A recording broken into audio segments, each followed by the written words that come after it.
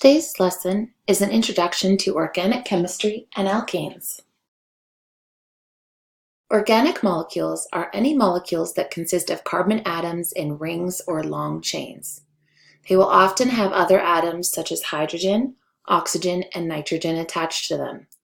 Organic chemistry is the branch of chemistry dealing with these carbon-based compounds. Carbon oxides or ionic compounds with carbon are not considered organic. Many organic substances are part of the carbon cycle. Natural processes such as photosynthesis, digestion, and respiration involve organic substances. Fossil fuels, which are formed from decaying plant and animal material, are organic compounds. We use fossil fuels to obtain heat or energy. We also use fossil fuels to make petrochemical products such as antifreeze, plastics, and pesticides. The first type of organic compound we will be learning about are alkanes. These are the simplest of the organic compounds in terms of structure and naming. A lot of our work in organic chemistry will be learning how to name and draw these structures. Alkanes always have single bonds between carbon atoms. They are considered saturated because they have the maximum number of hydrogens for how many carbons they have.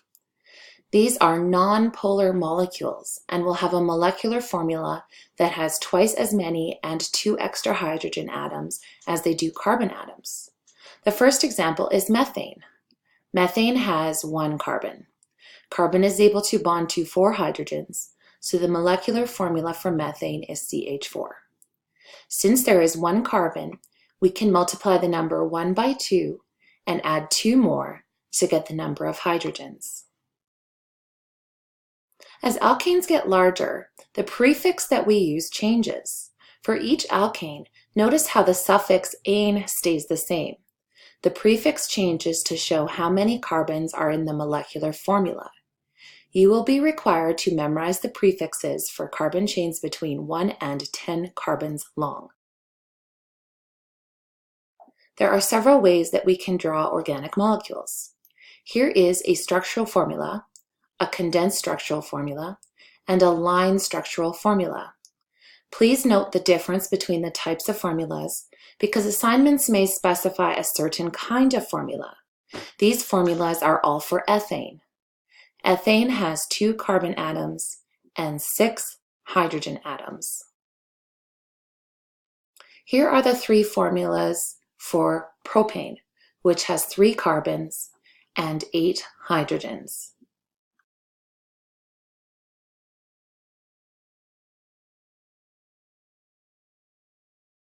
Here are the 3 types of formulas for butane, which has 4 carbons and 10 hydrogens.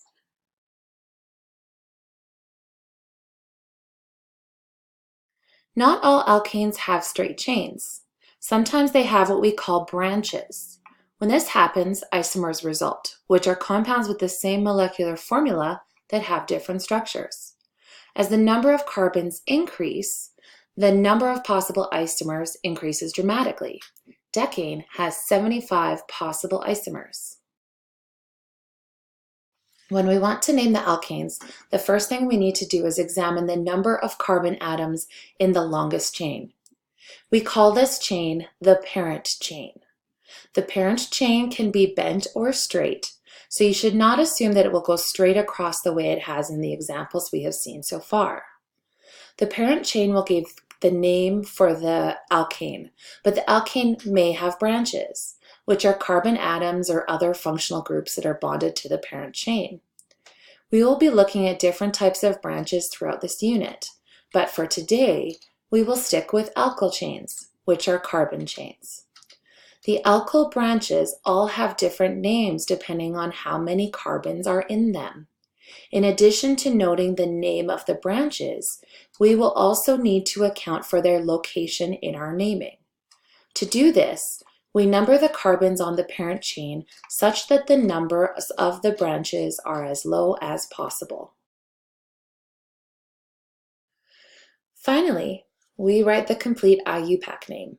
The name begins with the number of the carbon each branch is connected to, followed by a hyphen, and the branch name. Then the name of the parent chain. If there is more than one branch, then they would be listed in alphabetical order, ignoring di and tri prefixes. Here's an example of how you could work through the naming process. This molecule has 6 carbons in the parent chain, so it is hexane.